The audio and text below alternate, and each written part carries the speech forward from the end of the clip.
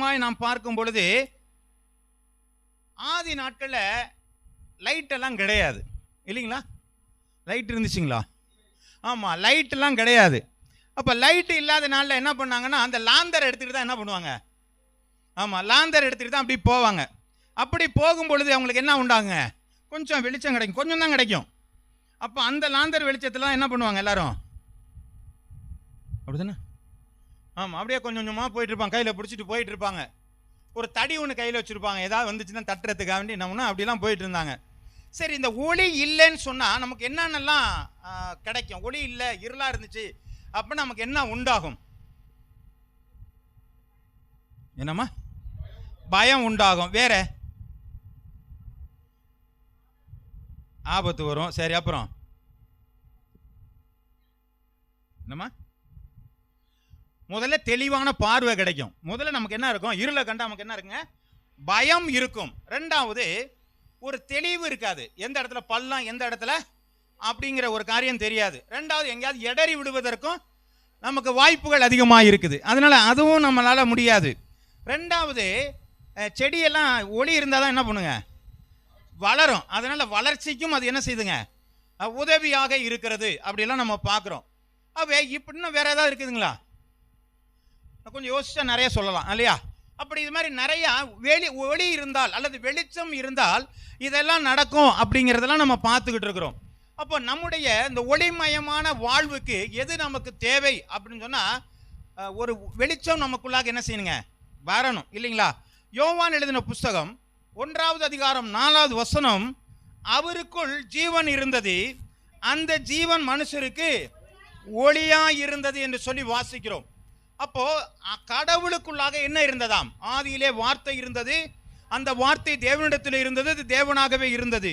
அப்போ அதுக்கு அடுத்து வரசலையெல்லாம் நம்ம பார்க்குறோம், அவருக்குள்ளாக என்ன இருந்ததாம்? ஜீவன் இருந்தது. அந்த ஜீவன் என்னவா இருந்ததுங்க? மனுஷருக்கு. ஆமா, அப்ப ஒளி என்பது எதுங்க? தேவன் தான் ஒளியா இருக்கிறார். அது நமக்குள்ள என்ன பண்ணுதுங்க? வந்து நம்மளை என்ன பண்ணுதுங்க? அது பிரகாசிக்க பண்ணுகிறது. ஹல்லேலூயா! நல்லா புரிஞ்சுக்கிட்டீங்களாங்க? ஒளி தேவனிடத்தில் இருக்கிறது, வெளிச்சம் ஆண்டவரிடத்தில் இருக்கிறது. அது நம்ம என்ன பண்ணுகிறதுங்க? பிரகாசிக்க பண்ணுகிறது. ரோட்ல போயிட்டு இருக்கிறோம், ஹெட்லைட் போட்டிருக்கிறோம், அது விளக்க வந்தா வெளியில வெளிச்சம் வருது, அந்த விளக்கு எரியுது, உள்ள இருக்கிற ரிஃப்ளெக்டர் என்ன பண்ணுதுங்க? பிரகாசிக்கிறது. அதுல இருக்கிறதான அந்த ஒளியானது வெளியில போய் நமக்கு என்ன பண்ணுதுங்க? பாதைகளை காட்டுகிறது. அப்ப நமக்குள்ளாக ஜீவன் இருக்குமானால் நாம் பிரகாசிக்கிறவர்களாக இருப்போம். அல்லேலூயா! அப்போ ஒரு வசனத்தை வாசிக்கிறோம், யோவான் 1வது அதிகாரம் 9வது வசனத்தை வாசிக்கிறோம். இதைத்தான் இந்த வேத வசனம் சொல்கிறது. உலகத்தில் வந்த எந்த மனுஷனையும் பிரகாசிக்கிற ஒளியே அந்த மெய்யான ஒளி. யாரை பிரகாசிக்க பண்ணுதான்? எந்த மனுஷனா? யாரே? நம்மள இல்ல, எல்லாரையுமே. யாரெல்லாம் மனிதர்களா இருக்கிறாங்களோ அவங்களை எல்லாம் என்ன பண்ணுதுங்க? அது பிரகாசிக்க பண்ணுகிறதாக இருக்கிறது. எது? அந்த ஒளி. அந்த ஒளி எங்க இருக்குது? அந்த தேவன் இருக்கிறதுல என்ன இருக்குது? ஜீவன் இருக்கிறது, உயிர் இருக்கிறது. அப்போ அந்த ஜீவன் ஒளியா இருக்கிறது. அந்த ஒளியானது எந்த மனிதனையும் என்ன செய்ய பண்ணுதுங்க? அதுல விதி விலக்கு இருக்கா? இல்லைங்க, நான் படிக்காதவன், நீ எனக்கெல்லாம் ஒன்றும் பிரகாசமா இருக்க மாட்டேங்க இல்லைங்களா? நான் பணக்காரன் இல்லை, நான் ஏழையா இருக்கிறேன், நான்லாம் பிரகாசமா இருக்க மாட்டேன், நான் இந்த மதத்திற்காரன் அதனால நான் பிரகாசிக்க மாட்டேன், அப்படியெல்லாம் எதுவுமே வேதத்தில் சொல்லலை.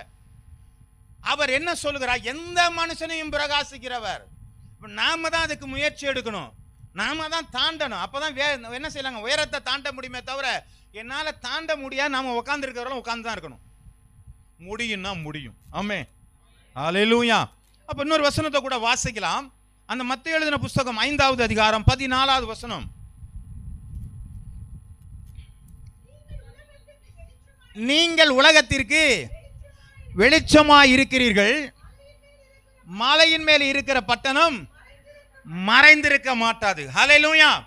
அப்ப முதல்ல பார்க்குறோங்க, ஒரு ஜீவன் இருக்கிறது, அது ஒளியாக இருக்கிறது.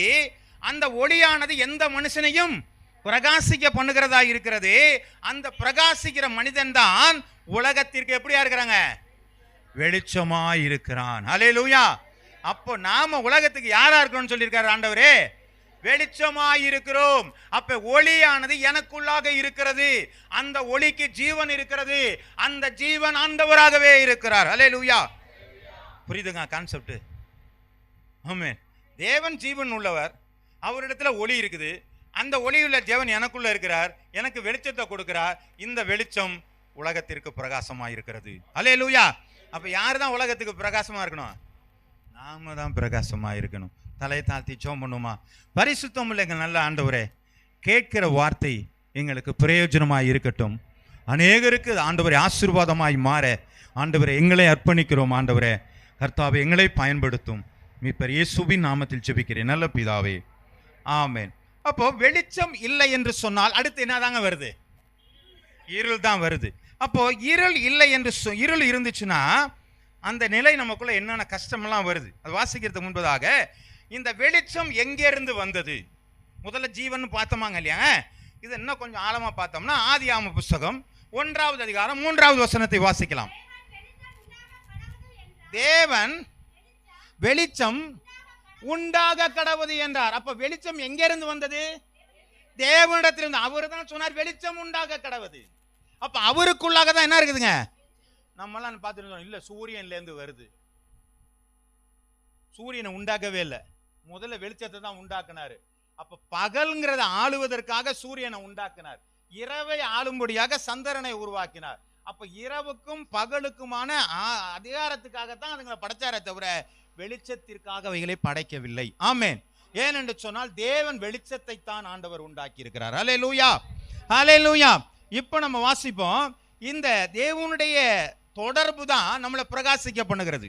நம்மளோட கூட என்ன பண்ணிருக்கணுங்க? ஆண்டவரோட கூட அவர் பிரகாசமானவரா இல்லையாங்க? அவர் பிரகாசமா இருந்தாருன்னா நாம எப்படி ஒளியா கொடுக்க முடியும்? நாம எப்படி பிரகாசிக்க முடியும் அப்படின்னு சொன்னா ஒரு வேத வசனத்தை நம்ம வாசிக்க போகிறோம். யாத்ராம் எழுதின புஸ்தகம் 34வது அதிகாரம் 29வது வசனம். யாத்ராகமம் 34:29. மோசே சாட்சி பலகைகள் 2ஐயும் தன் கையில் எடுத்துக்கொண்டு சீனாய் மலையிலிருந்து இறங்குகிற போது தன்னோட அவர் பேசினதினாலே தன் முகம் பிரகாசிப்பதற்கதை அறியாதிருந்தான். அல்லேலூயா. அப்ப மோசேயுடைய முகம் எப்பொழுது பிரகாசமாக இருந்ததா? இல்ல, அதெல்லாம் இருக்கட்டும். இல்ல அது என்ன இருக்கு பாருங்க. அத இப்ப என்ன போட்டிருக்கீங்க அதுல? அத தன்னோட தேவன் பேசினதினாலே அவன் முகம் பிரகாசமா இருந்தது. அல்லேலூயா. அப்ப நாம தேவனோடு கூட உறவோடு இருப்போமானால், தேவனோடு கூட பேசுகிறவர்களாக இருப்போமானால், தேவனோடு கூட சஞ்சரிப்பவர்களாக இருப்போமானால் நம் முகம் என்ன செய்யுங்க? பிரகாசமா இருக்கும். காலண்டர்லாம் பார்த்துருப்போம். கடவுளுங்கிறத பார்த்துட்டு அதுக்கு பின்னாடி என்ன பண்ணுவாங்க? ஒரு ரவுண்டு ஒன்று போட்டிருப்பாங்க. தலைக்கு மட்டும் என்ன பண்ணியிருப்பாங்க? ஆமாம், ஒரு வெளிச்சம் மாதிரி ஒன்று ரவுண்டு மாதிரி ஒன்று போட்டிருப்பாங்க. ஆனால் ஆண்டர் சார் நம்மளையே வெளிச்சமாக மாற்றிட்டாராம். அல்லேலூயா. முகம் பிரகாசமாக இருந்துச்சாங்க, பார்க்கவே முடியல. மோசைய முக்காடு போட்டுட்டு வரான். டே மோசைய நீ முக்காடு போடு. ஏன்? ரொம்ப கிளார் அடிக்குது உன் மூஞ்சியை பார்க்கவே. அதனால என்ன பண்ண? முக்காடு போடு. இவன்கிட்ட பேசும்போதெல்லாம் முக்காடு போட்டுக்கிட்டு தான் இருந்திருக்கிறான். அப்ப காரணம் என்னங்க? அவன் தேவனோடு கூட பேசுகிறவன். நீங்களும் நானும் தேவனோடு கூட பேசுகிறவர்களாக நாம் இருப்போமானால் நம்முடைய முகமும் எப்படி இருக்குங்க? ஆமா, என்ன பண்ண என்ன வேண்டியதில்ல. பேரன்ல ஊழியெல்லாம் ஆமா போறேன், அதெல்லாம் ஒன்றும் போறாங்க. நான் கருப்பா இருந்தாலும் அழகா இருக்கிறேன், சூனே மித்தியால் மாதிரி. அதுதான் உலகத்தினுடைய பெரிய அழகியாருங்க. யாருங்க அவங்க? வெள்ளைக்காரங்களா? நீக்கிறோங்க. கருப்பா இருக்குதான் உலகத்திலே பெரிய அழகியரே கிளியா போட்டுற. அவங்க கருப்பு தான், கருப்பர் இனத்தை சேர்ந்தவங்க தான் அவங்க அழகி. அப்படின்னா என்ன பண்றாங்க? நம்ம அதெல்லாம் பார்க்க வேணாங்க. நம்ம தேவனோடு பேசிக்கிட்டே இருந்தோம்னா போதுங்க, நம்ம முகமெல்லாம் அழகா மாறிடுங்க. ஒன்றும் நமக்கெல்லாம் அது எக்ஸ்ட்ரா ஃபிட்டிங்கெல்லாம் நமக்கு என்ன செய்யலைங்க, தேவையில்லை. ஓ அது அந்த காலத்துலங்க. சரி, ரைட். லூக்கா எழுதின புஸ்தகம் 24வது அதிகாரம் 32வது வசனத்தை நான் வாசிக்கலாம். லூக்கா 24:32. அப்பொழுது அவர்கள் ஒருவரை ஒருவர் நோக்கி வழியிலே அவர் நம்மோட பேசி விளக்கி காட்டின பொழுது நம்முடைய இருதயம் கொழுந்து விட்டு எரிந்ததல்லவா. அல்லேலூயா. அப்ப பாருங்க, இயேசுநாதர் உயிர்த்தெழுந்த பிற்பாடு எம்மாவூர் சீசர்களை பார்த்து பேசிக்கிட்டு வர்றாரு. அப்ப இவங்க போய் தூரத்துல போய் தான் கண்டுபிடிச்சாங்க. அப்ப சொல்றாங்க, அவர் நம்மள்ட்ட பேசிக்கிட்டு இருக்கும் பொழுது நம்முடைய இருதயம் எப்படி இருக்குங்க, எப்படி இருக்குது பாருங்க. அப்ப தேவனோட பேச நம்முடைய உள்ளம் எப்படி இருக்குங்க. இதுதாங்க ஒரு அனுபவம். சும்மா பைபிளை வாசிச்சேன், சும்மா ஆண்டவர்கிட்ட ஜெபம் பண்ண, நீங்க முகம் பிரகாசிக்குதா, கொழுந்து விட்டு எரியுதா? அம்மே, அதுதான் அனுபவம். வேதத்தில் வாசிக்கிற ஒரு அனுபவம் என்ன, நம்முடைய இருதயம் என்ன இருக்கணுங்க, கொழுந்து விட்டு எரியணும். அவங்க சொன்னாங்க இல்லையா, நான் இப்போதான் பைபிளை வாசிக்கும் பொழுது எனக்கு புரியுது, நான் மாற ஆரம்பிக்கிறேன். அப்போ அந்த கொழுந்து விட்டு எரிகிற அனுபவம் நம்மள்கிட்ட இருக்கணும், நம்முடைய முகங்கள் பிரகாசம் அடையணும் அப்படிங்கிறதா இருக்கு. இது எப்படிங்க நடக்கும் அப்படின்னு கேட்டிங்கன்னா, நீங்கள் வேத வாசிப்பின் மூலமாகவும் நீங்கள் தேவனோடு கூட ஜெபம் பண்ணுவதனாலும் தொடர்பு கொள்ள முடியும். அப்பொழுது உங்கள் முகங்கள் பிரகாசம் அடையும். ஹல்லேலூயா, ஹல்லேலூயா. போய் அங்கே போய் பலசரக்கு கடையில் நிற்கிற மாதிரி நின்றுட்டு ஆண்டவர்கிட்ட பேசக்கூடாது. நமக்கு என்ன தேவைங்கிறது ஆண்டவருக்கு என்ன செய்யுங்க, தெரிஞ்சிருக்கும். அவரெல்லாம் அதெல்லாம் ஒன்றும் தெரியாமல் எல்லாம் தெரியும் அவருக்கு. நீங்கள் முதல்ல ஆண்டவர் என்னை சுத்திகரிக்க, என்னை பரிசுத்தப்படுத்தி ஆண்டவரோடு கூட இணைய ஆரம்பிங்க. அதுக்கப்புறம் எல்லாத்தையுமே ஆண்டவர் செய்ய ஆரம்பிச்சிருவார். ஹல்லேலூயா. நம்ம அதை விட்டுட்டு முதல்ல எடுத்தோன்னே என்ன செஞ்சுருவாங்க, உப்பு புளி கணக்கெல்லாம் சொல்லிக்கிட்டு இருக்கிறோம் அவர்கிட்ட. எண்ணெய் இல்லை, உப்பு இல்லை, பருப்பு இல்லை, அப்படிதானே, அப்படித்தான். உப்பு இல்லை, புளி இல்லை, பருப்பு இல்லை, அது இல்லை, இது இல்லை அப்படின்னு போய் அவர்கிட்ட போய் அதெல்லாம் சொல்லிட்டு இருக்கிறோம். ஏய், இதெல்லாம் எனக்கு தெரியும்பா, உனக்கு என்ன வேணும்னு சொல்லு, நான் உன்னோடு கூட தொடர்பு இருக்கணும் ஆண்டவரே, உன்னோடு கூட நான் பேசினேன் ஆண்டவரே. அந்த அனுபவம் நம்மள்ட்ட வர ஆரம்பிச்சுன்னா நம்முடைய இருதயத்தை பூரா ஆண்டவர் அறிஞ்சுக்கிறார், எல்லாமே நமக்கு நடக்க ஆரம்பிக்கும். ஹல்லேலூயா, ஹல்லேலூயா. அப்போ தேவனோடு கூட நாம் தொடர்பு கொள்ளவில்லை என்று சொன்னால் நமக்கு என்ன இருக்குங்க, தொடர்பற்ற நிலையில் நமக்கு என்ன உண்டாகுங்க, தொடர்பு இல்லைன்னா என்னங்க, இருள் உண்டாயிரும். வெளிச்சத்தோடு தான் நம்ம இருக்கிறோம். இப்போ இல்லைன்னா என்ன உண்டாகுதுங்க, இருள் உண்டாகுது. வாசிக்கலாம் 2 கொரிந்தியர் 4வது அதிகாரம் 4வது வசனம். ஏன் இந்த இருள் வந்துச்சு,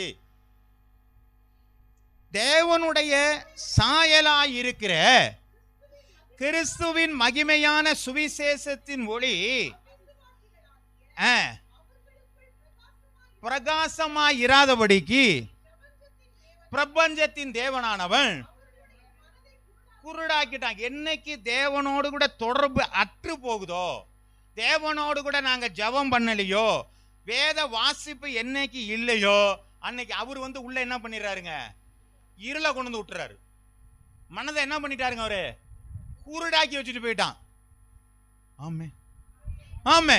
அப்ப முதல்ல என்ன உண்டாகு, இருள் வந்தா நமக்கு என்ன உண்டாகுதுன்னா மனதுல குருடு உண்டாயிருச்சு. வேதத்தை வாசிக்க முடியல, வேதத்தை பார்த்தா புரிஞ்சுக்க முடியல. ஏனென்று சொன்னால் நான் ஜெபத்தையும் வேத வாசிப்பையும் நிறுத்தினபடினாலே தேவ வசனங்கள் எனக்குள்ளே ஒன்றும் போக மாட்டேங்குது. என் மனக்கண்கள் குருடாக்கி போட்டு இருக்கிறது, ஒண்ணுமே விளங்கல. வாசிக்கலாம். அதற்கு மத்தேயு எழுதின புஸ்தகம் 6வது அதிகாரம் 22வது வசனத்தை வாசிக்கலாம். கண்ணானது உன் கண் தெளிவாயிருந்தால் உன் சரீரம் முழுவதும் வெளிச்சம். அப்ப முதல்ல எது தெளிவா இருக்கணுங்க, கண்ணு தெளிவா இருக்கணும். அப்பனா பார்வை சரியா இருக்கணும். நம்ம பார்வை என்னைக்கு சரியில்லாம போகுதோ அன்னைக்கு இருள் நிச்சயமா உள்ள வந்துடும். அதனால சொல்றாரு, நீ வேத வசனத்தை வாசிக்கும் போது ஆண்டவர் என் கண்களை திறந்தருளும். நம்ம சும்மா இங்கதான் பைபிளை தான் பார்த்துக்கிட்டு தான் இருப்போம். சிந்தனையெல்லாம் என்ன பண்ணுதுங்க, ஆமா 3ஆம் 4ஆம் வானத்துக்கு போன மாதிரி என்ன போயிடுங்க, அங்கிட்டு அப்படியே கடத்தரெல்லாம் சுத்திட்டு வந்துடுது. அதனால என்ன பண்றாங்க, முதல்ல கண்ணு தெளிவா இருக்கணும். உட்காந்து அதுக்குன்னு ஒரு நேரத்தை எடுத்து ப்ராப்பரா உட்காந்து நீங்க படிக்க ஆரம்பிக்கும் பொழுது அது உங்களுடைய வாழ்க்கையில ஒரு பெரிய ஒளியை நமக்கு என்ன செய்யுதுங்க, கொடுக்க ஆரம்பிக்கும். ஆகவே என் கண்களை திறந்தருளும். வாசிக்கலாம். 2 தீமோத்தேயு எழுதின புஸ்தகம் 4வது அதிகாரம் 10வது வசனம். ஏனென்றால் தேமா இந்த பிரபஞ்சத்தின் மேல் ஆசை வைத்து என்னை விட்டு பிரிந்து போதுமானது. இதில் என்ன பண்ணிட்டானாங்க, இந்த இருள் வந்தோடனே எனக்கு மனக்கண்கள் என்ன போயிடுச்சுங்க, குருடாகிருச்சு, நில தடுமாறிட்டேன். இப்ப எது மேல எனக்கு ஆசை வந்துருச்சுங்க, தேவன் மேல ஆசை வரல. எது மேல ஆசை வந்துருச்சு பாருங்க. இதுவரையிலும் தேவனோடு தான் நான் பிரியமா இருந்தேன். என்னைக்கு நான் வேதத்தை வாசிக்கலையோ ஜெபிக்காம விட்டனோ அன்னையிலேருந்து எனக்கு என்ன பண்ணிட்டேங்க, உலகத்துக்குள்ளாக நான் போக ஆரம்பித்து விட்டேன். அதனால தான் தேவன் என்ன பண்ணிட்டான், உலகத்து மேல ஆசை வச்சு இல்லைங்க, அதுதாங்க எனக்கு ரொம்ப முக்கியமானதுன்னு சொல்லி அதுக்கு போயிட்டான். வாசிக்கலாம். 1 யோவான் 2வது அதிகாரம் 15வது வசனம் சொல்கிறது, நீ உலகத்தில் ஆசை வைக்கலாம்பா, உலகத்தில் உள்ளவைகளும் அன்பு கூறாதிருங்கள். ஒருவன் உலகத்தில் அன்பு கூர்ந்தால் அவனிடத்தில் பிதாவின் அன்பில் இல்லை. அப்படின்னா என்ன அர்த்தங்க? நீங்க பிதாவினிடத்தில் அன்பு வைக்கலன்னு சொன்னா, உலகத்துல நீங்க அன்பு வச்சீங்கன்னா பிதாவினுடைய அன்பு இல்லை. எனக்கு பொருள் தான் வேணும், எனக்கு பணம் தான் வேணும், எனக்கு அதிகாரம் தான் வேணும், எனக்கு புகழ் தான் வேணும், எனக்கு பெருமை தான் வேணும்னு நம்ம நினைக்க ஆரம்பிச்சுட்டோம் சொன்னா பிதாவிடத்திலிருந்து நாம் தூர போய் விடுகிறோம். அப்ப அதுதான் இருள். அப்ப அந்த இருள் நமக்குள்ள எப்படி வருது அப்படின்னு சொன்னா, இந்த இருள் சும்மா வராது, ஒரு காம்போ பேக் மாதிரி. அது ஒன்று வந்தா கூட என்ன பண்ணிடுங்க. ஆமா, வேத வசனத்தில் நம்ம வாசிக்கிறோம், ஒரு மனிதன் எப்படி பண்ணியிருக்கான், அவன்கிட்ட இருந்த ஆவியை துரத்தணுன்னு, ஆமா, ஜோடிக்கப்பட்டிருக்கிறது, அழகாக்கி வச்சிருக்கிறாங்க, நல்லா பர்ஃபெக்டா வச்சிருக்கிறாங்க. இப்போ அது போய் என்ன பண்ணுது, இது போய் சுற்றி பார்த்துட்டு இடம் கிடைக்காம வந்து பார்க்குது, இது நல்லா ஜோடிக்கப்பட்டிருந்தோன்னா என்ன பண்ணிடுதுங்க, அது பின்னும் ஏழை கூட்டிகிட்டு வந்து என்ன பண்ணுதுங்க, உள்ளே போயிடுது. அப்போ முதல்ல இருக்கிறத காட்டிலும் இப்போ அதிக கேடு உள்ளதாக இருக்கிறது. ஆகவே நீங்கள் என்னைக்கு அந்த வேத வாசிப்பிலிருந்து விலகி ஜபத்திலிருந்து விலகுறோமோ, பாவம் என்கிற இருள் நமக்குள்ளே வருகிறது. இந்த பாவ இருள் என்பது ஒரு பெரிய காம்பா பேக் மாதிரி. அதோட கூட நல்லா என்ன பண்ணுவாங்க, சொல்லுவாங்கல்ல, முதலாவது தேவனுடைய ராஜ்யத்தையும் நீதியும் தருங்க, இப்போது இவெல்லாம் உங்களுக்கு கூட கொடுக்கப்படும் சொன்ன மாதிரி ஆட் பண்ணுற மாதிரி இந்த பாவம் தானே நிறைய ஆட் ஆகிக்குது நம்மளோட. அது என்னன்னு கொஞ்சம் பார்ப்போம். 1 யோவான் 3வது அதிகாரம் 9வது வசனம். தேவனாலே பிறந்த எவனும் பாவம் செய்யான், ஏனெனில் என்ன போட்டிருக்குங்க, அவருடைய வித்து அவனுக்குள் தரித்திருக்கிறது, அவன் தேவனாலே பிறந்தபடினால். அப்படிதானங்க, தேவனால பிறந்தவன் என்ன செய்ய மாட்டாங்க, பாவம் செய்ய மாட்டான். தேவனால பிறக்கலன்னா பாவம் செய்வான் தான். அதனாலதான் நம்ம கூப்பிடுறோம்ல, அப்பா பிதாவே என்று அழைக்கும்படியான புத்திர சுவிகாரத்தை நமக்கு தந்திருக்கிறார். அப்ப அப்பான்னு கூப்பிட்டா அவர் வித்து நமக்குள்ள இருக்கணும், அவருடைய ஜீன் நமக்குள்ள இருக்கணும். ஆமென்.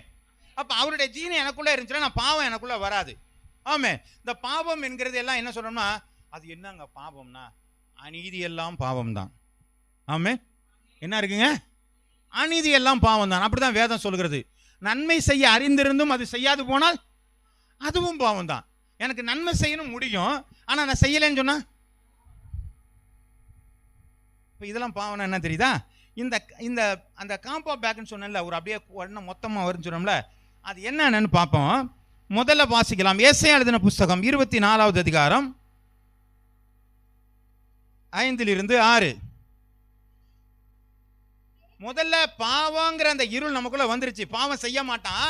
அப்ப பாவம் செஞ்சிட்டானா என்ன பண்றாங்க, தேவனத்துல பிறந்தவன் இல்லை. முதல்ல அதுதான் வருது. தேசம் தன் குடிகளின் மூலமாய் தீட்டுப்பட்டது, அவர்கள் நியாயப்பிரமாணங்களை மீறி கட்டளைகளை மாறுபாடாக்கி நித்திய உடன்படிக்கையை முறித்தார்கள். அப்ப பாவம் செய்யும் பொழுது உடன்படிக்கை முறிக்கப்படுகிறது. ஆமென். நம்ம ஞானஸ்நானம் என்கிற ஒரு உடன்படிக்கை பண்ணினபடினாலே நாங்கள் பாவத்திற்கு மரித்து நீதிக்காக நாங்கள் உயிர்த்தெழும்பிருக்கிறோம் என்கிற ஆண்டவரோடு செய்கிற அந்த நல்ல உடன்படிக்கை முறிந்து போகிறது. ஆமென். பாவம் செய்யும்போது என்ன பண்ணுங்க, பிரேக் டவுன் ஆகுதா இல்லையாங்க? நம்ம ஒரு எக்ரிமெண்ட் போட்டிருக்கிறோம், எக்ரிமெண்ட்ல முறிவு இருந்துச்சுன்னா அவ்வளவுதான், அது முடிஞ்சு போச்சு. அதுக்கப்புறம் ஒண்ணு என்ன பண்ணுவாங்க, தொடர்பு இல்லாம போயிருது. அந்த தொடர்பு இல்லாம பண்ண என்ன நடந்துச்சான், இத நிமித்தம் சாபம் தேசத்தை பட்சித்தது. என்னைக்கு போதுமா, நான் என்னைக்கு பாவம் நமக்குள்ளே வர ஆரம்பிக்குதோ, பாவத்தினுடைய இருள் வர ஆரம்பிக்குதோ, அப்பொழுது நியாய பிரமாணங்கள் உடன்படிக்கையை நாம் மீற ஆரம்பிக்கிறோம். மீற ஆரம்பிக்கும் பொழுது சாபம் வந்து சேர்கிறது. ஆமென். ஆமென். இப்ப நம்ம எவ்வளவு ஜாக்கிரதையா இருக்கணும், பாவத்துக்கு நம்ம எவ்வளவு ஜாக்கிரதையா இருக்கணும் பாருங்க. அந்த பாவம்னு ஒரு இருள் நமக்குள்ள வந்துச்சுன்னா நமக்குள்ள அடுத்து என்ன வந்துருதாங்க, சாபம் வருகிறது. ஏன்னா அதோட தொடர்பு இருக்குது. ஆனால் பாவம் வந்துச்சுன்னா அது கிடக்குது, போய் பைபிள் ஆகுது, சார் சர்ச் ஆகுது, அதெல்லாம் ஒன்றும் இல்லை, எப்படியா பண்ணிட்டு போகலாம் அப்படின்னு அந்த பிரமாணத்தினுடைய முறிவு வருதோ அப்பொழுது சாபம் நமக்குள்ளாக வந்து சேர ஆரம்பிக்கிறது. அடுத்து வாசிக்கலாம். யாத்திரா எழுதின புஸ்தகம் 15வது அதிகாரம் 26வது வசனம். நீ உன் தேவனாகிய கர்த்தரின் சத்தத்தை கவனமாய் கேட்டு அவர் பார்வைக்கு செம்மையானவைகளை செய்து அவர் கட்டளைகளுக்கு செவி கொடுத்து அவருடைய நியமங்கள் யாவையும் கை கொண்டால் நான் எகிப்தியருக்கு வரப்பண்ணின வியாதிகள் ஒன்றையும் உனக்கு வரப்பண்ணேன். அப்போ பாவம் வந்தா சாபம் மட்டும்தான் வருதுன்னு பார்த்தா வியாதியும் சேர்த்து என்ன பண்ணுதாங்க? ஏன் நியாயப்பிரமாணத்தில் முறிவு வந்துருச்சு. அப்போ என்ன வந்துருச்சுங்க? அடுத்து இப்போ நம்ம எதை யோசிக்கணும்? இல்லைங்க, எங்கள் வீட்டுக்கு விரோதமாக என்னமோ செய்வினை செஞ்சிட்டாங்க, எனக்கு எங்கள் வீட்டில் ஒரு பெரிய சாபம் ஒன்று இருக்குது அப்படின்னா நீங்கள் முதல்ல யோசிக்க வேண்டிய காரியம் பாவம் எங்கேயோ இருக்குன்னு அர்த்தம். எனக்கு வியாதி வந்துகிட்டு இருந்துச்சுன்னா நம்ம எங்கேயோ ஒரு இடத்துல நின்று இருக்கோம்னு அர்த்தம். நீங்கள் அதை கண்டுபிடிங்க. அந்த கண்டுபிடிச்சா வேதம் சொல்கிறது அவர் சொன்னவர் செய்கிறவர். அவர் சொல்லாத என்ன செய்ய மாட்டாருங்க? செய்ய மாட்டார். அப்போ சொன்னதை நிறைவேற்றுகிற ஆண்டவர். நான் வரமாட்டேன்னு சொன்ன எகிப்தியருக்கு வரப்பண்ண ஒரு வியாதியை நான் வரப்பண்ண மாட்டேன்னு சொன்னவர் செய்வார செய்ய மாட்டாராங்க? அப்போ எங்கேயோ நம்ம பிரேக் டவுன் ஆகிருக்கோம். அது எங்கன்னு கண்டுபிடிச்சு மாற்றிட்டா நமக்கு அது வந்து சேராது. ஆமென். கர்த்தருடைய நாமம் மகிமைப்படுவதாக. அடுத்து வாசிக்கிறோம். எபேசியர் எழுதின புஸ்தகம் 4வது அதிகாரம் 18வது வசனம். எபேசியர் 4:18. அவர்கள் புத்தியிலே அந்தகாரப்பட்டு தங்கள் இருதய கடினத்தினால் தேவனுடைய ஜீவனுக்கு அந்நியரா மாறிடுறோம். அப்ப தேவரை விட்டு என்ன பண்ணிட்டாங்க? ஆமா, எனக்கு தெரியாதுங்க, அவரெல்லாம் தெரியாதுங்கிற அளவுக்கு நம்ம போயிடுறோம், அந்நியரா மாறுறோம். அப்ப நமக்குள்ள என்ன வருதுங்க? இருதய கடினம் வர ஆரம்பிக்கிறது. ஒரு வாட்டி சர்ச்சுக்கு போல, அடப்போய போனா போட்டினா என்னங்க, அதான் ஏன் இயேசுநாதர் நல்லவர் இல்லையா, அவர் மன்னிக்க மாட்டாரா? கேட்போமா? கேட்க மாட்டாங்க. ரொம்ப பேர் சொல்லிட்டு தெரியுறாங்க இதுதான், இயேசுநாதர் நல்லவருங்க, அவர் எல்லாத்தையும் மன்னிச்சிருவார், எல்லாத்தையும் மன்னிச்சிருவார். ஆமா, எல்லாத்தையும் அவர் மன்னிப்பாரு. ஆனா ஜட்ஜ்மெண்டா வரும்பொழுது ஒரு நாள் என்ன செய்ய மாட்டாருங்க? அவரு மன்னிக்க மாட்டார். அன்னைக்கு என்ன பண்ணுவாருங்க? ஆமா, நியாய தீர்ப்பு தான் அன்னைக்கு நடக்கும். அன்னைக்கு மன்னிப்பீங்களா ஆண்டவரே? அதெல்லாம் ஒன்றும் கதையே ஆகாது. அப்ப என்ன பண்றோம்? ஒன்று ஒன்றா நமக்குள்ள ஒரு பாவம் என்கிற ஒரு காரியம் நமக்குள்ளே வரும் பொழுது கொஞ்சம் கொஞ்சமாக அது என்ன பண்ணுங்க? இச்சையானது கற்பம் தரித்து பாவத்தை பிறப்பிக்கும், பாவம் பூரணப்படும் பொழுது மரணத்தை பிறப்பிக்குங்கிற மாதிரி கொஞ்சம் கொஞ்சமா நம்முடைய வாழ்க்கையில அது பாவங்கள் சாபங்களாய் மாறுகிறது, வியாதியாய் மாறுகிறது, இருளாய் மாறுகிறது, இருதய கடினமாய் மாறுகிறது. ஆமென், ஆமென். அப்புறம் வாசிக்கலாமா? ரோமர் எழுதின புஸ்தகம் 5வது அதிகாரம் 12வது வசனம். இப்படியாக ஒரே மனுஷனாலே பாவமும் பாவத்தினாலே மரணமும் உலகத்திலே பிரவேசித்தது போல. போதும். இப்ப என்ன வந்துருச்சு? பாவத்தினால என்ன வந்துருச்சுங்க? மரணம் வந்தது. இப்ப பாவத்தினால மரணம் வருமா வராதா? அது என்ன மரணம்? ஆத்தும மரணம். அதான் கரெக்ட். அப்போ நமக்கு பாவம் வந்துருச்சுன்னா, இருதய கடினம் வந்துருச்சுன்னா, வியாதி வந்துருச்சுன்னா, இருள் வந்துருச்சுன்னா நமக்குள்ள என்ன உண்டாகுதுங்க? ஆத்துமா மரணம் உண்டாகிறது. அப்ப இது நித்தியமான மரணமாய் மாறிடுது. அதுக்கு தாங்க ஆண்டவராய் இயேசு கிறிஸ்து இந்த உலகத்துல வந்தார். ஏவனோடு கூட இருக்கிறதை கொள்ளையாடின பொருளாய் எண்ணாமல் தம்மை தாமே வெறுத்து அடிமை ரூபம் எடுத்து மனுஷ சாயலானார். ஆமென், வெரி குட். அப்போ இதுதான் உண்டாகுது. அவர் அங்கிருந்து மனித சாயலாய் அடிமையின் ரூபமாக இந்த உலகத்துல ஏன் வந்தார்னா, ஐயா என் பிள்ளைங்க பாவத்துல மாட்டிடக்கூடாது, பாவத்துல மாட்டிச்சுன்னா ஒரு பெரிய பேக்கோட வருது, அது கடினத்தை கொடுத்துருது, மரணத்தை கொடுக்குது, சாபத்தை கொடுக்குது, வியாதியை கொடுக்குது. இதுலேருந்து என் பிள்ளைங்க தப்பிக்கணுங்கிறதுக்காக வேண்டிதான் பாவத்திலிருந்து ஆண்டவர் விளக்கும்படியா இந்த இடத்துல வந்திருக்கிறார். பாவம் எவ்வளவு கொடுமையானது என்பதை நாம் யோசிச்சு பார்க்கணும். பாவம் என்பது சாதாரணமானது அல்ல, அது கொஞ்சம் தான் வரும், செத்த ஈக்கலா தான் இருக்கும். அது உங்களுடைய பரிமள தைலத்தை கெட்டு நாரி போக பண்ணுகிறதா இருக்கிறது. அல்லேலூயா, அல்லேலூயா. அதனாலதான் பாவத்துக்கு விலகி நில்லுங்க, பாவத்துக்கு விலகி நில்லுங்க அப்படிங்கிற ஒரு காரியம் சொல்லப்பட்டிருக்கிறது. அதனாலதான் வேதம் அழகாய் நமக்கு சொல்லப்பட்டிருக்கிறது. எல்லாவற்றையும் அனுபவிக்க எனக்கு அதிகாரம் உண்டு, ஆனாலும் எனக்கு என்ன செய்யலங்க? தகுதியாயிராது. ஆவிக்குரிய மனிதனுக்கு எல்லாமே தகுதி இல்ல, அவனுக்கு நிறைய விலக்குகள் இருக்கிறது. அதெல்லாம் தவிர்க்க வேண்டிய காரியங்கள் நிறைய இருக்கிறது. அதெல்லாம் தவிர்த்தாதான் நாம யாருங்கிறத நம்ம புரிஞ்சுக்க முடியும். புரியுதுங்களா? அப்போ உலகத்தில் இருக்கிற மனிதனை போல நாம் அல்ல, நாம் விசேஷித்தவர்கள். அல்லேலூயா, அல்லேலூயா. உலகத்துல இருக்கிறவனுக்கு கொடுக்கிற ஆசீர்வாதம் நமக்கு கொடுக்கலங்க.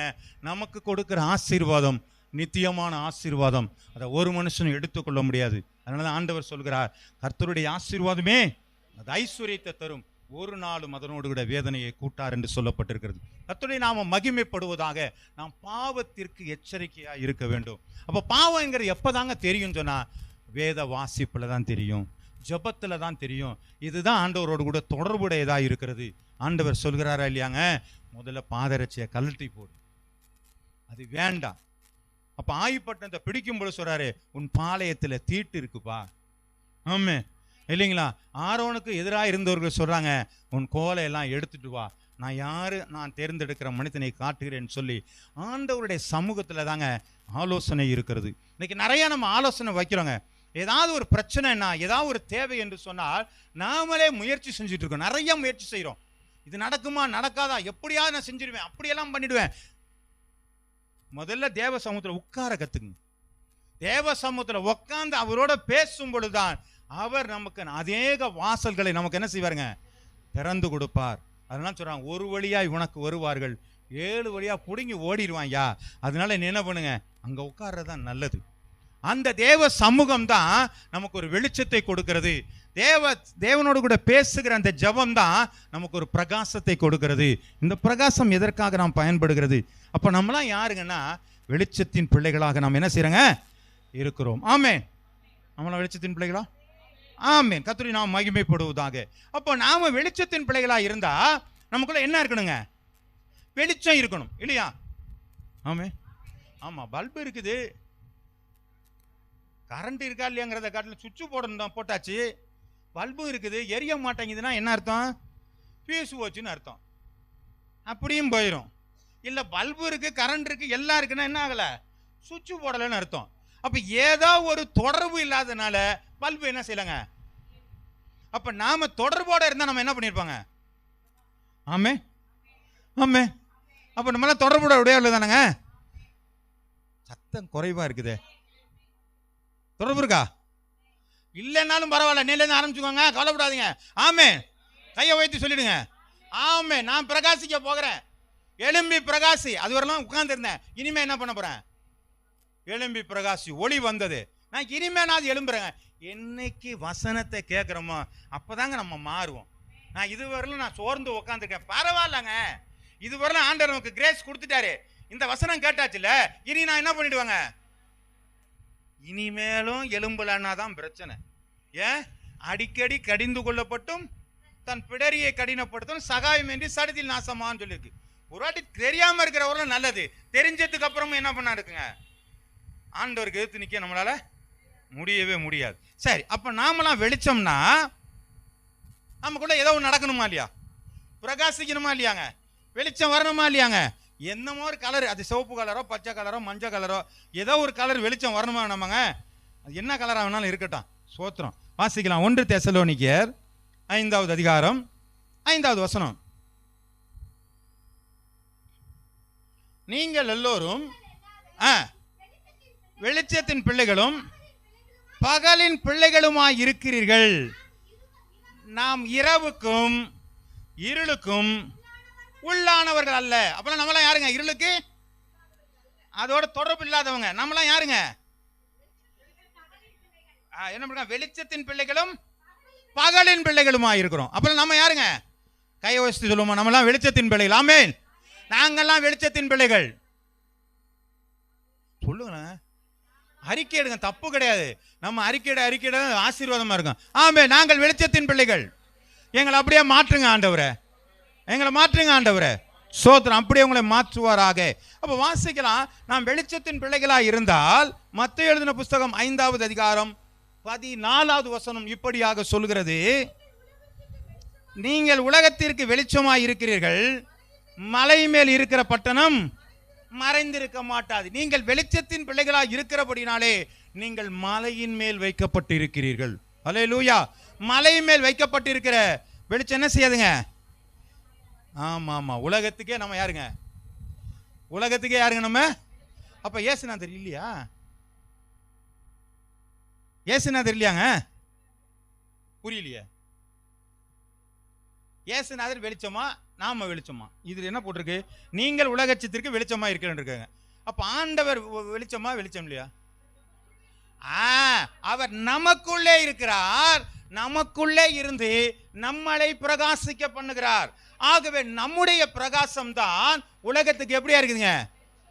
ஏங்க வெளிச்சமா இருக்கணும்? ரொம்ப பேர் இருள்ல இருக்கிறாங்கன்னு அர்த்தம். ஆமே. உலகத்துல ரொம்ப பேர் எங்க இருக்கிறாங்க? இருள்ல இருக்கிறாங்க, அந்தகாரத்துல இருக்கிறாங்க, இருதய கடினத்துல இருக்கிறாங்க, சாபத்துல இருக்கிறாங்க, வியாதியில இருக்கிறாங்க, பாவ இருள்ல இருக்கிறாங்க. ஆகவே அவங்களுக்கெல்லாம் யாரு வெளிச்சம்? யாருங்க வெளிச்சம்? நாம. என்னங்க சொல்ல மாட்டேங்கிறீங்களே? இப்பதான் அங்க வந்துட்டு நாம தான் வெளிச்சம். அப்ப நம்ம தான் அவங்க மேல என்ன செய்யணுங்க? பிரகாசிச்சு அவங்களை என்ன பண்ணுங்க? வெளிச்சமா. ஆமா, நம்மள மாத்தணும். வாசிக்கலாம். அப்போஸ்தலர் எழுதின புஸ்தகம் 19வது அதிகாரம் 28, 27 வசனங்களை வாசிங்க. இப்படி இருக்க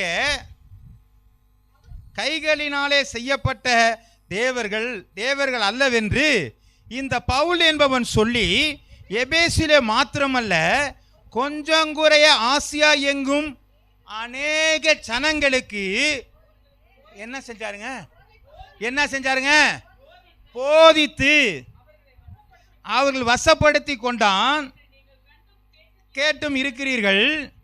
இதனால் நம்முடைய தொழில் அற்றுப்போகப்படியான நேரிருக்கப்படியால் எண்ணமற்று போவதற்கு ஆமா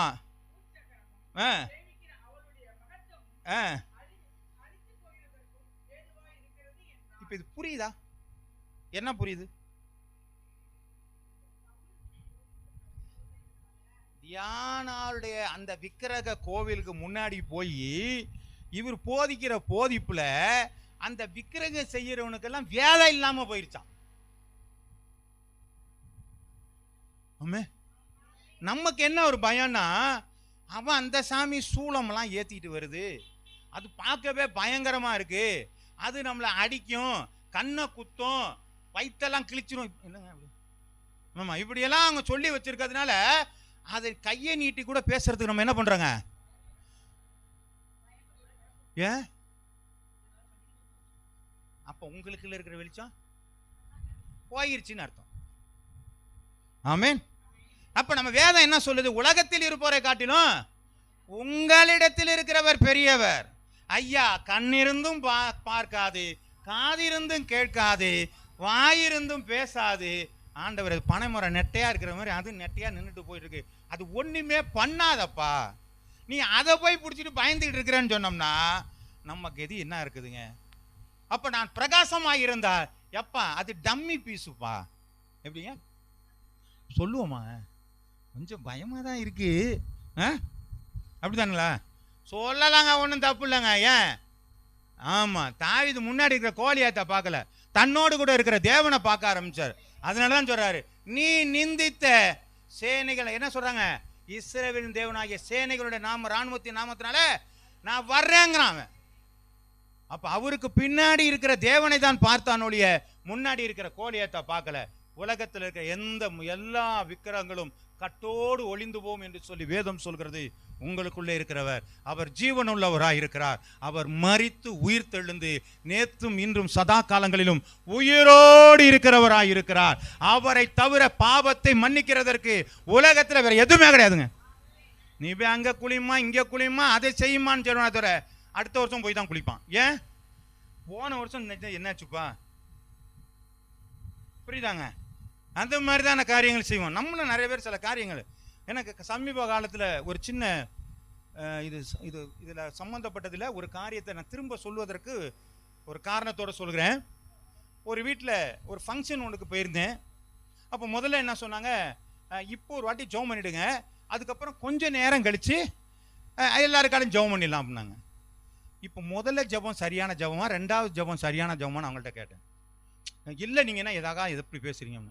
நான் என்ன கேட்குறேன்னா, முதல்ல நான் ஜோம் பண்ண சரியாக ஜோம் பண்ணனா, அப்போ ரெண்டாவது ஜோம் பண்ண சரியில்லாமல் பண்ணுறேன்னா ரெண்டாவது ஜோம் பண்ணுறேன்னா. நம்ம ரொம்ப பேர் இப்படி தான். அந்த கல்யாணத்தில் பார்த்தீங்கன்னா இந்த கதை தான். அதை நான் போனது அந்த இடம் தான். அங்கே போர் விட்டு ஜோம் பண்ணுங்க, இந்த இங்கே ஒரு நேரத்தெல்லாம் முடியாது, ஒரே வாட்டி தான் ஜோம் பண்ணுவேன். எல்லாம் 2 பேரையும் கூட்டி வா ஜோம் பண்ணிட்டு போயிட்டே இருக்கிறேன். உறவினர் தான். நீ ஒரே ஜெபம் தான் நமக்கு தேவை. ஒரு வாட்டி ஜெபம் பண்ணா போதும், 2 வாட்டி ஜெபம் நல்லா ஜெபம் பண்ணுவோம். இப்படி தான் நம்ம என்ன பண்றாங்க, சில வேலைகள்ல இந்த உலகத்தோட கூட ஓடிக்கிட்டு இருக்கிறோங்க. ஆமே, நீங்க அங்க வரும்போது ஒரு ஜெபம், அந்த வாசல்ல ஒரு ஜெபம், அப்புறம் கொல்ல வாசப்படியில் ஒரு ஜெபம், இதெல்லாம் தேவையில்லை. நீங்க ஜெபம் அவன் ஆளுக கேட்டார் பார்த்தீங்களா, எலியா கேட்டாருன்னு சொன்னோன்னு வானத்திலிருந்து என்ன பண்ணுச்சுங்க, அவ்வளோதான். உங்களோட ஜெபம் ஒரு முறை சொன்னாலும் கருத்தா ஜெபம் பண்ணுங்க, அது கேட்கப்படுகிறதா இருக்கிறது. சும்மா அந்த மாதிரிலாம். அது மாதிரி உலகத்தில் இருக்கிறத பார்த்து பயப்படாதீங்க. உலகத்தில் எத்தனையோ சடங்காச்சாரங்கள்லாம் இருக்கும். நீங்க தாங்க வெளிச்சோன்னு சொல்லி ஆண்டர் சொல்லிட்டாரு. நீங்க இருளை பார்த்து ஏங்க பயப்படணும்? ஆமேன், ஆமேன். அது எதுவா வேணாலும் இருந்துட்டு போகுது. என் தேவனுக்கு முன்பதாக தாக்கோன் கீழே விழுந்துதான் ஆகணும். தாக்கோன் யாருன்னு தெரியுமா? தாக்கோன்னு யாருன்னு தெரியுமா? யாருங்க சொல்லுங்களேன். பிசாசா? சொல்லுமா? பெலிஸ்தருடைய தெய்வம். அந்த கோயில் அங்கதான் பாத்தீங்களா, அங்க பைபிள் இருக்குது. அப்புறம் உடன்படிக்கை படி எங்க கொண்டு வச்சாங்க? இப்பதான் கண்டுபிடிச்சிட்டீங்களா? ஆமா, அங்க கொண்டு வச்சா என்ன பண்ணுறீங்க? கதா திறந்து பார்த்தா தாக்கணும் சில குப்பரடிக்க கிடந்திருக்கு. இது என்னடா இங்கே கிடக்குன்னு சொல்லிட்டு நிமித்தி வச்சு விட்டாங்க. நிமித்தி வச்சுட்டு போயிட்டு அடுத்த நாள் பார்த்தோம்னா அது நிலப்படியில் விழுந்து என்ன பண்ணுச்சுங்க, தலை வேற உடம்பு வேற போயிடுச்சு. ஏன்? ஆசாரிப்பு பெட்டிக்கு முன்னாடி அனாவசியமான ஆட்கள் வர முடியாது. ஆமேன். சத்தம் குறைவா இருக்குது. ஆமேன். அந்த ஆசாரிப்பு கூட தான் நீங்க. ஏன்னா உங்களுக்குள்ளதான் வார்த்தை இருக்கிறது, உங்களுக்குள்ளதான் அதிகாரம் இருக்கிறது, உங்களுக்குள்ளதான் மன்னா கொடுக்கப்பட்டு இருக்கிறது. நாம் ஒவ்வொரு ஆசாரிப்பு பெட்டி நமக்கு முன்பதாக தாக்கன்கள் பணித்து தான் போக வேண்டும். அல்லேலூயா. ஆனால் நீங்க பயப்படவே பயப்படாதீங்க. கர்த்தருடைய நாமம் மகிமைப்படுவதாக. ஆகவே இவன் போதிக்கிறான். அப்போ மற்றதை பத்தி போதிக்கணும். என் தேவனை தவிர வேற தேவன் இல்லடா போடா, அதை சொல்லக்கூடிய தைரியம் நம்மகிட்ட இருக்கணும். அதுதான் நம்முடைய வெளிச்சம். சரி, அடுத்து ஒன்று பார்ப்போம். எபேசியர் எழுதின புஸ்தகம் 5வது அதிகாரம் 8வது வசனம். முற்காலத்தில் நீங்கள் அந்தகாரமாய் இருந்தீர்கள், இப்பொழுதோ கர்த்தர். முன்னாடி எப்படி இருந்தீங்க? அந்தகாரமான என்னங்க அர்த்தம்? அப்பெல்லாம் எனக்கு தேவனை தெரியாது, இயேசுநாதர் தெரியாது. இயேசுநாதர் தெரியும், அவர் இப்படிப்பட்டவர் எனக்கு தெரியாதியா? அப்ப எங்க இருந்தோம்? அந்தகாரத்தில் இருந்தோம். இப்ப நான் எப்படி இருக்கிறேங்க? கர்த்தருக்குள்ளாக, அவர் ஜீவன் எனக்குள்ளாக இருக்கிறபடினால் நான் கர்த்தருக்குள் வெளிச்சமாய் இருக்கிறேன். ஆமென், ஹல்லேலூயா. இப்ப வாசிங்க அப்போஸ்தலர் 17:11. அவர் எனக்குள்ளே இருக்கிறபடினாலே, நான் கர்த்தருக்குள் வெளிச்சமாய் இருக்கிறபடினாலே எனக்குள்ள என்ன நடக்குது?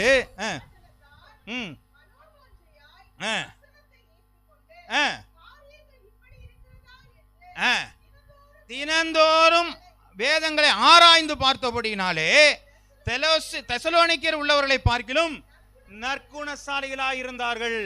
அப்போ எனக்குள்ள வெளிச்சம் இருக்குமானால், எனக்குள்ள இந்த வேத வசனம் இருக்குமானால் நான் நற்குணசாலியாக மாறிவிடுகிறேன். ஆமென். நான் வெளிச்சத்தின் பிள்ளைகள் நற்குணசாலிகளாக இருப்பார்கள். அந்த பெரையா பட்டணத்தாரே வேதத்தை வாசிச்சு வாசிச்சு வாசிச்சு அவங்க என்ன பண்ணிட்டாங்க? அவங்கள்ட்ட இருக்கிற வெளிச்சம் என்ன பண்ணிச்சுங்க? உள்ள இருக்கிற இருளெல்லாம் மாற மாற மாற மாற மாற இப்ப என்ன ஆயிட்டாங்க? நற்குணசாலியாய் மாறிட்டாங்க.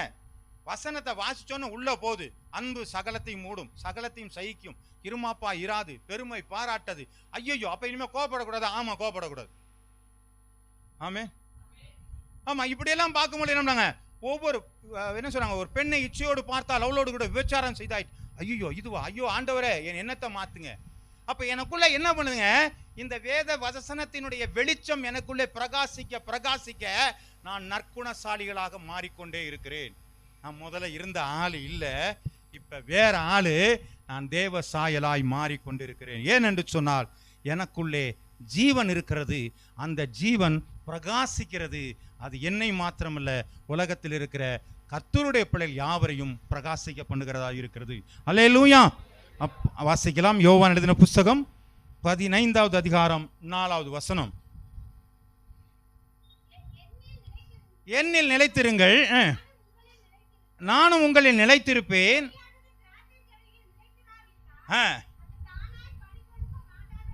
அப்ப என்னட்ட வெளிச்சம் இருந்துச்சுன்னா நான் எதோட தான் இணைஞ்சிருப்பேங்க? நான் தடுமாற மாட்டேன். கொடியோட போய் என்ன பண்ணிடுவேனா? இணைஞ்சிருப்பேன். நான் கொடியோட இணைஞ்சிருந்தேன்னா இப்ப நான் எப்படிப்பட்டவனா இருக்கிறேங்க? என்ன பண்ணிருப்பேன்? இல்ல என்ன என்ன என்ன கொடுக்கணுங்கிற மட்டும் சொல்லுங்க. அதெல்லாம் வேண்டாங்க. நீங்கள் என்னில் நிலைத்திராவிட்டால் என்ன செய்ய மாட்டீங்க? கனி கொடுக்க மாட்டீங்க. அப்ப கொடியோட நம்ம இணைஞ்சிடணுங்கிறாரு. என்ன கனி? ஆவியினுடைய கனி. ஆவியினுடைய கனி எத்தனை? என்னென்ன? அன்பு, சந்தோஷம், சமாதானம், நீடிய பொறுமை, தயவு, நற்குணம், விசுவாசம், இச்சையடக்கம், சாந்தம். சரி வச்சா? Very good. கர்த்தர் உங்களை ஆசீர்வதிப்பாரா? 9 சொல்லியாச்சுமா? 9 சொல்லியாச்சு. கர்த்தர் உங்களை ஆசீர்வதிப்பார். பரவாயில்ல, பிக்கப் பண்ணிட்டோம். ஓகே, சோத்திரங்காரம் உண்டாவதாக. அப்ப கனிகள் நம்மளோட ஞாபகம் இருந்தா நிச்சயமா கனிகளுக்குள்ள நம்ம என்ன பண்ணுவாங்க? வந்துடும். ஆமென், அல்லேலூயா. வளர்ந்துட்டோம்னு அர்த்தம். ஆமென். கர்த்தருக்கு சோத்திரம் உண்டாவதாக. அப்போ ஒரு மனிதன் வெளிச்சமா இருந்தாலும் எப்படி இருப்பானாங்க? அவன் சரியாக போதிக்கிறவனாக இருப்பான். யாரை குறித்தும் கவலைப்பட மாட்டான். இயேசு நல்லவர்னா நல்லவர் தான், அது நீ எது போனாலும் பரவாயில்லங்கிற போதிக்கிறதுல அவன் வெளிச்சமா இருப்பான். 2வது காரியம், அவன் வசனத்தை ஏற்றுக்கொண்டபடினாலே அவன் எப்படியா இருக்கிறாங்க? நற்குணசாலியாக மாறிவிடுகிறான். அது மாத்திரமல்ல, அவன் கனிகளை கொடுக்கிற ஒரு நல்ல கனி கொடுக்கிற மரமாக அவன் மாறி விடுகிறான். ஆனால் வேதம் சொல்கிறது, அதிக கனிகளை கொடுப்பதினால் நீங்கள் என்னுடைய சீசர்கள் என்று எண்ணப்படுவீர்கள், அறியப்படுவீர்கள் என்று சொல்லப்பட்டிருக்கிறது. கனி கொடாத மரமெல்லாம் வெட்டுண்டு. அதனால் நம்ம கனி கொடுப்போம். ஏன்னா நம்ம வெளிச்சமாக இருக்கிறனால அந்த அன்பு நம்மள்கிட்ட இருக்கிறது, சந்தோஷம் நம்மள்கிட்ட இருக்குது. எங்கெங்க சந்தோஷம் இருக்குது நம்மள்கிட்ட? என்னங்க நம்மள்கிட்ட சந்தோஷம் என்ன பண்ண மாட்டேங்க? வரவே மாட்டேங்க. ஏங்க சந்தோஷம் வர மாட்டேங்குது? ஏன் சந்தோஷம் வர மாட்டேங்குது? கவலை நம்மள்கிட்ட வந்துடுது இல்லைங்களா? இந்த கவலை ஏன் வருது? நம்ம என்ன பண்ணிடுவோம்? அந்த கவலையை போக்குறது என்ன பண்ணலாம்? கவலையை போக்குறது என்ன பண்ணலாங்க? இதான் ஒரு ஐடியா இருக்கா? எனக்கு என்னமோ பைபிள் ஒரு வசனம் சொல்லுது, உங்க கவலையினால ஒரு முளத்தை கூட்டவா குறைக்கவா? அப்படி வெட்டி கவலை எதுக்கு? அதை கூட்டவும் முடியாது, குறைக்கவும் முடியாது. வெட்டித்தனமா கவலை போட்டு எதுக்கு? ஐயோ எனக்கு என்ன பண்ணிருக்குங்க, ரொம்ப ஸ்ட்ரெஸ் ஆயிடுச்சுங்க, எனக்கு நெஞ்சு வலி வந்துருச்சு, இந்த லொல்லெல்லாம் வேணாங்க. உன்னால ஒன்றும் பண்ண முடியாது. சரண்டர். ஒரே வழி யாரு? அப்பா ஆண்டவரே உம்மட்ட தான் வந்திருக்கிறேன், எனக்கு ஒரு ஐடியா கொடுங்க. அவர் சொல்லி கொடுப்பாருங்க. அதுதான் வழி. ஆமே, இதுதான் வெளிச்சம். அவர் தான் வெளிச்சமா இருக்கார். நம்ம அவர்கிட்ட தான் போகணும். அப்ப நம்ம இடத்துல என்ன இருக்கா? இருள் இல்லாதபடிக்கு. பாவம் இருள் வரும் பொழுது சாபங்கள் வர ஆரம்பிக்கிறது, வியாதி வர ஆரம்பிக்கிறது, மரணங்கள் வர ஆரம்பிக்கிறது. ஆனால் வெளிச்சத்தின் பிள்ளைகள் எல்லா இடத்திலும் போதிக்கிறவர்களாக, அது மாத்திரமல்ல நற்குணசாலிகளாக, கனி கொடுக்கிறவர்களாக, உலகத்திலே சாட்சிகளாக அவர்கள் ஜீவிக்கிறார்கள். ஆமென். இப்ப நீங்களும் நான் எப்படியா இருக்கிறாங்க? சாட்சிகளாக இருக்கிறோம். பாருங்க, ஒரு மனுஷன் நின்று இவங்கெல்லாம் வக்கத்தவங்க நினைச்சுக்கிட்டு இருக்கிறாங்களே, இவங்களுக்கெல்லாம் அவ்வளோ வசதி வாய்ப்பு இல்லைன்னு சொல்லிட்டு இருக்கிறாங்களே, நம்மளை கொண்டு வெக்கப்பட செய்யும்படியாக தேவன் நமக்கு உதவி செய்யணும். ஜெபம் பண்ணுங்க, ஜெபம் பண்ணுங்க. கர்த்தர் எப்படியாலும் செய்வார். ஆனால் நம்ம உறுதியாக நம்ம இருக்கணுங்க.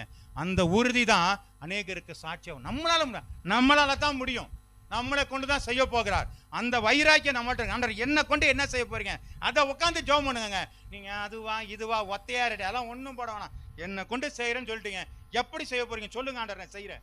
ஒரே வழி அதுதான். அப்படி ஒரு நிலையான ஒரு எண்ணம் நமக்குள்ளே, ஒரு இருதயத்தில் ஒரு வைராக்கியம் இருக்குமானால் நம்மளை உயர்த்தும் பொழுது அநேகர் வெண்டு வெக்கப்படுகிற ஒரு சூழ்நிலை உண்டாகும். ஆமென். கர்த்தருடைய நாமம் மகிமைப்படுவதாக. வாசிக்கலாம். மத்தேயு எழுதின புத்தகம் 7வது அதிகாரம் 20வது வசனம் சொல்கிறது, ஆதலால் அவருடைய கனிகளினாலே அவர்களை அறிவீர்கள். அப்போ நம்முடைய கனியினால் நம்மளை என்ன செஞ்சிருவாங்க? அறிந்து கொள்ள முடியும். அப்போ இப்போ நம்ம ஒரு முடிவுக்கு வருவோம். மத்தேயு எழுதின புத்தகம் 5வது அதிகாரம் 16வது வசனத்தை நாம் வாசிக்கலாம்.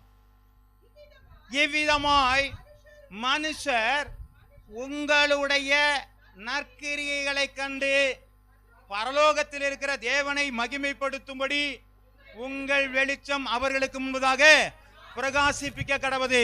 அப்ப நாம செய்கிற எந்த ஒரு காரியத்திலும் யாருக்கு மகிமை உண்டாகணுமா?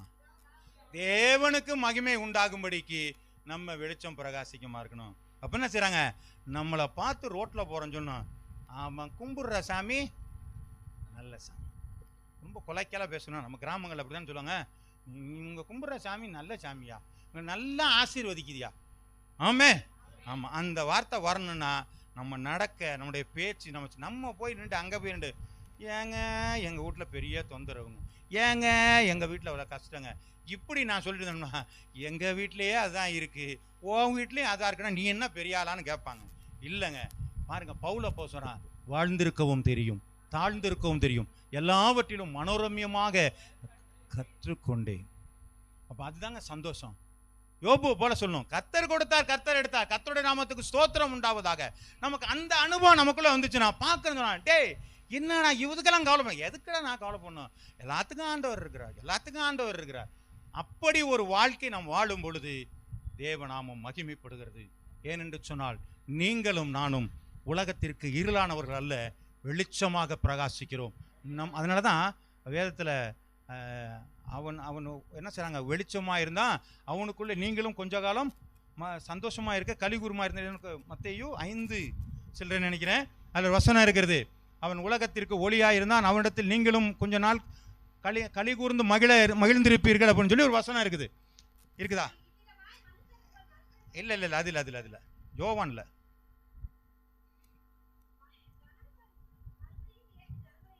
இல்லைம்மா, அவன் ஒரு வசனம் இருக்குது. அவன் வெளிச்சமாக இருந்தான், அவன் வந்து அந்த எலியாவின் சரி ரைட்டு, யோவான் ஸ்நானனை பற்றி இருக்குது. நீங்களும் கொஞ்ச காலம் அவன் வெளிச்சத்தில் கலிகூற மனதாக இருந்தீர்கள் ஒரு வசனம் இருக்குது. புரியுதுங்களா? அப்போ அவன் வெளிச்சமாக இருந்தது போல நாமும் உலகத்திற்கு யாராக இருக்கிறாங்க? ஆமே, கொஞ்சம் எல்லாம் கையை தூக்கி சொல்லுவோமா, நாங்கள்லாம் உலகத்தின் வெளிச்சங்க. அப்படியே கையை வைத்திய நம்ம ஜோம் பண்ணலாமாங்க? ஆமே, ஜோம் பண்ணலாமாங்க? ஓகே. பரிசுத்த